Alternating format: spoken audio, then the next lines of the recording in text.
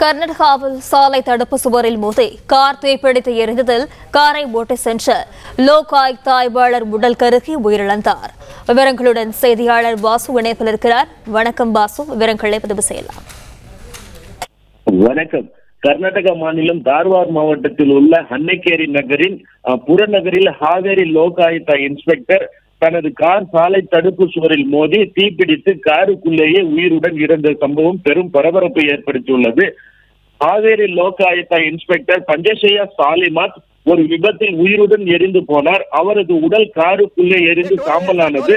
Car Hubli வழியாக கடக் நோக்கி சென்று கொண்டிருந்த போது தேசிய நெடுஞ்சாலையில் உள்ள சாலை தடுப்பு சுவரில் கார் மோதியதால் இந்த சம்பவம் நிகழ்ந்திருக்கலாம் என்று சந்தேகிக்கப்படுகிறது. மோதலில் ஈடுபட்ட i20 கார் முற்றிலும் எரிந்து சாம்பலானது. இன்ஸ்பெக்டர் சாலிமாத் கடக்கில் உள்ள தனது குடும்பத்தினரை சந்திக்க ஹுப்ளி வழியாக தனது காரில் பயணம் செய்தது தெரிய வந்தது. கார் தீப்பிடித்து எரிந்த இந்த விபத்து குறித்து தகவல் அறிந்த தீயணைப்பு துறையினர் சம்பவ இடத்திற்கு விரைந்து வந்தனர். ஆனாலும் அவர் வருவதற்கு முன்பே கார் முற்றிலும் எரிந்து சாம்பலானது. வாசு, விவரங்களுக்கு நன்றி. பிளே ஸ்டோர் மற்றும் ஆப் ஸ்டோரில் இருந்து பாலிமர் செயலியை QR கோடு மூலம் பதிவிறக்கம் செய்யுங்கள். செய்திகளை உடனுக்குடன் பெறுங்கள்.